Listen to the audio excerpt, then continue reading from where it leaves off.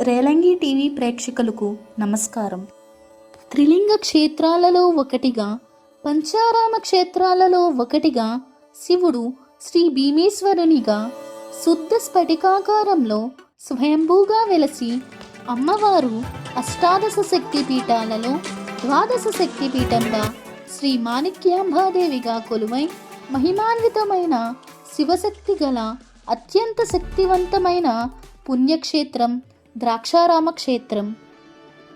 శివుని మామగారు సతీదేవి తండ్రి గారు అయిన దక్ష ప్రజాపతి దక్షుడు నివసించిన క్షేత్రంగా చెప్పబడుచు వ్యాస కాశీగా దక్షిణ కాశీగా కొనియాడబడుచున్నది. ఇక్కడ శివుడు 14 అడుగుల ఎత్తుగల శివలింగంగా దర్శనమిస్తారు.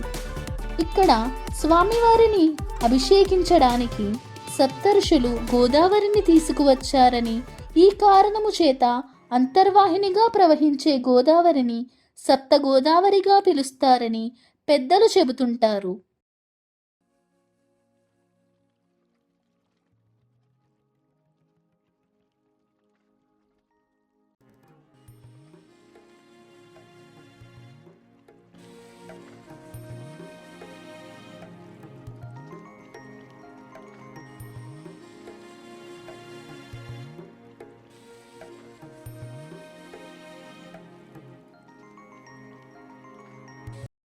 వ్యాస మహర్షి దక్షిణముఖంగా వచ్చి ఈయన ప్రతిష్టాపన చేశాడు. ఇది రెండో కాశీ వ్యాస కాశీ అని తెలిసింది. అందుకని దక్షిణముఖంగా వచ్చిన వాళ్ళు ఈయన స్మరించడం వల్ల ఎట్లాంటి అపస్మృతులా తొలగిపోయి మంచిగా కలిగిస్తారన్నమాట. ఈయన పిలిస్తే పలికే దేవుడు ఈయన గుండి గణపతి స్వామి. ఇక్కడ స్వామివారికి 7-8 శతాబ్దాలలో తూర్పు చాళుక్యుల వంశానికి చెందిన చాళుక్య భీముడు ఆలయాన్ని నిర్మించినట్లుగా ఇక్కడ ఉన్న సమాచారాన్ని బట్టి తెలుస్తుంది.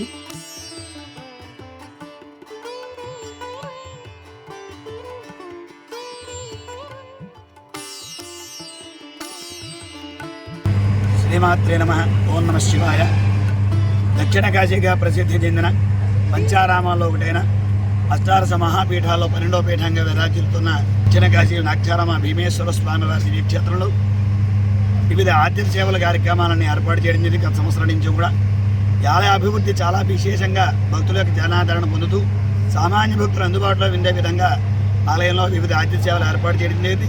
కింద సంవత్సరం మకర సంక్రాంతి రోజున శృంగేరి పీఠాధిపతుల యొక్క విజయేంద్ర సరస్వతి కంచి పీఠాధిపతుల ఆదేశానుసారం ఆలయంలో ప్రతినిత్యం కూడా ప్రథమాభిషేక సేవ ప్రాతకాలం ముందు ఉదయమందే స్వామివారికి 6 గంటలకి ఇక్కడ ఆలయ ప్రాంగణంలో గల గోశాల నుంచి వచ్చే స్వదేశీ పాలతోటి ప్రథమాభిషేక సేవ భక్తులు పాల్గొనే విధంగా ఏర్పాటు చేసి సామాన్య భక్తులు అందుబాటులో విధంగా స్వామివారి అభిషేక సేవ, ఆనందమందులు కుంకుమార్చన, వేదాశీర్వచనం, పండిత సత్కారం ఇత్యాది కార్యక్రమాలు చేయడం జరుగుతోంది.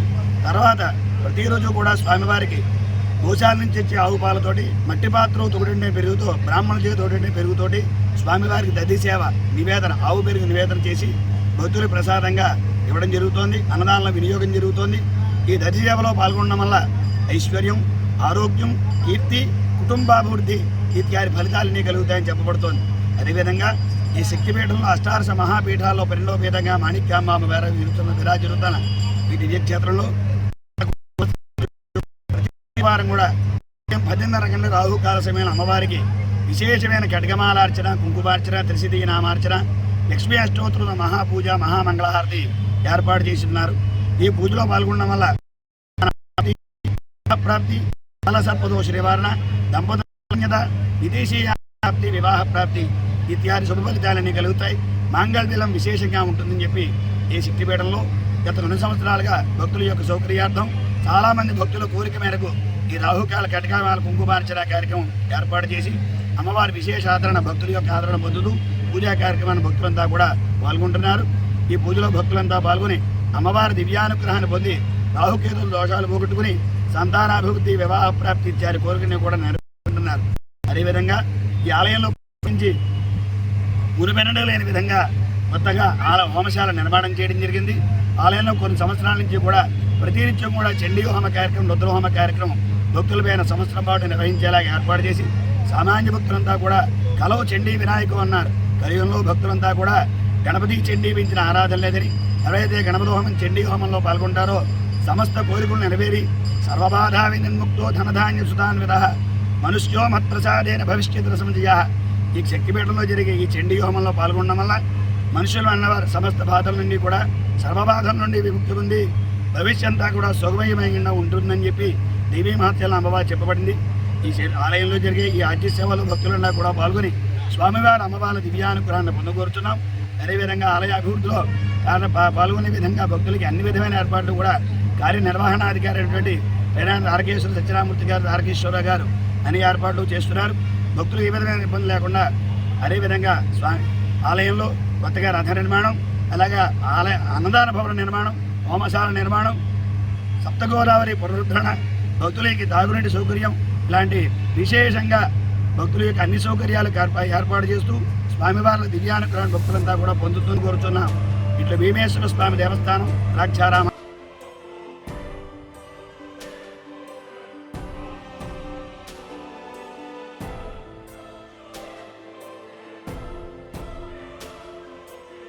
ఈ క్షేత్రంలో శ్రీ మాణిక్యాంబ, శ్రీ భీమేశ్వర స్వామి వార్లను దర్శించిన, పూజించిన, అభిషేకించిన సమస్త గ్రహదోషాలు, గండాలు, అరిష్టాలు తొలగి ఆయు ఆరోగ్యాలు, ఐశ్వర్యాలు, వివాహము, సంతానము వంటి సకల శుభ ఫలితాలు, మనశ్శాంతి లభిస్తాయని భక్తుల అపార నమ్మకం.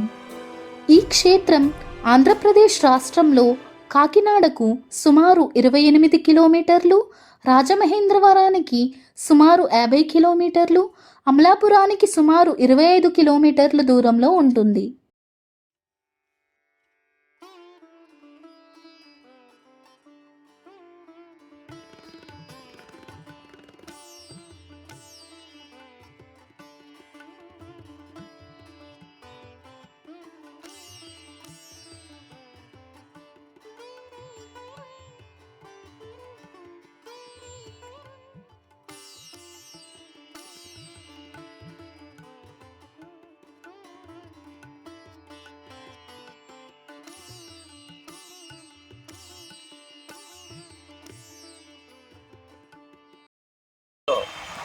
అష్టాశ 18 పీఠాల్లో 12 పీఠంగా పిలువబడుతుంది. మాణిక్యాంబ శక్తిపీఠం, అలంపురం జోగులాంబ, శ్రీశైలం భ్రమరాంబ, ద్రాక్ష మాణిక్యాంబ, పేటయాం, పూజిక పిఠాపురం ఈ 4 శక్తిపీఠాలు చెప్పబడతాయి. అయితే పూర్వజన్మ సుఖం దక్షామ దర్శనం జరగాలంటే పూర్వజన్మ సుఖం రావాలి. సప్త జన్మ కుదంబ ఏ జన్మ ఇంద్రియమస్తే స్వామి దర్శనం జరగదు. ఏ కోరిక అవుతుందో ఆ కోరిక జరిగే దక్షిణానికి అంత ప్రసిద్ధి చెందిన క్షేత్రం ఇది. దక్ష ప్రజాపతి అంటే శివుని యొక్క యజ్ఞం దక్ష ప్రజా యజ్ఞం దక్షిణ కాశీకి పిలువబడుతోంది. శివుని యొక్క మామగా దక్షిణ కాశీకి పిలువబడుతోంది. ఈ చుట్టుపక్కల 108 దేవాలయాలు ఉంటాయి. ఈ 108 దేవాలయాలకి దాక్షమ శంకరుడు అధిపతి. దాన్ని భీమసభ అంటారు. ఈ లోపలే భీమసభ ఉంటుంది. అక్కడ 108 శివలింగాలు ఉంటాయి. ఆ స్వామి దర్శనం చేసుకుంటే 108 దేవాలయ చుట్టుపక్కల చూసిన స్థలం కూడా చూసినట్టుగా చెప్పబడుతుంది. లోపల 108 లింగాలు ఉంటాయి. అవి దర్శనం చేస్తే చుట్టుపక్కల 108 దేవాలయం కూడా మనం చూసినట్టుగా చెప్పబడుతుంది. నక్షత్ర పాదాలు, నవగ్రహ కాలభైరుడు, అశ్వదశం, వృక్షం అవన్నీ ఉన్నాయి. 4 పక్కన 4 గోపురాలు ఉన్నాయి. ఉత్తరం, దక్షిణం, పశ్చిమం, తూర్పు కోనేరు, పశ్చిమన సింహద్వారం, అలాగే దక్షిణ సింహద్వారం, ఉత్తర సింహద్వారం ఉంటాయి. అయితే అశ్వద్ధ సంగతి నీళ్ళు పోస్తుంటారు కాబట్టి అశ్వద్ధ శంకరనామూర్తి నామధేయం. అశ్వద్ధ అంటే త్రిమూర్తులు, విష్ణువు, బ్రహ్మ, మహేశ్వరులు. అయితే ఆ చెట్టుకి 1100 సంవత్సరాల వయసు. ఆ చెట్టుకి 108 చెప్పులు, రోజుకి 108 చెప్పులు 41 ప్రదక్షిణ చేయాలి. అలా ఎవరి సంతానం కానీ, వ్యాపారం కానీ, రాజకీయం కానీ ఏదైనా కంపల్సరీ జరిగి తీరుతుంది. అందుకని 108 ప్రదక్షిణాలు చేస్తూ ఉంటారు. కార్తీక మాసం 10 ప్రారంభిస్తారు. కార్తీక మాసం నెల కలిపి ఉంటే మనల్ని తెచ్చా పూర్తవుతుంది. అలా ఊళ్ళో వాళ్ళకి కొంత పొరుగున తెచ్చిన 3 సార్లు, 5 సార్లు, 11 సార్లు చేసి వెళ్తూ ఉంటాం. పంచామ దక్షానం 14 ఏకలింగకారం, స్వయంభూలింగం. అలాగే అమలింగేశ్వరం, అమరావతి 13 అడుగుల లింగం. అలాగే ఆరామం సామలకోట కుమారస్వామి ప్రతిష్ట 12 అడుగుల లింగం. పాలకులు భీమవరం, రాముడు, చంద్రుడు ప్రతిష్టలు అవి 2 లింగం. అతి స్వయంభూలింగం దాక్షారం ఒక్కటే ప్రతిష్ట కానిది, మిగతావని ప్రతిష్ట. మా ఛానల్ ద్వారా రాశిఫలాలు, వాస్తు, జ్యోతిష్య, ఆధ్యాత్మిక, సామాజిక వీడియోలు కూడా అందిస్తున్నాం. మా ఛానల్ నచ్చితే ఛానల్ సబ్స్క్రైబ్ చేసుకోగలరు.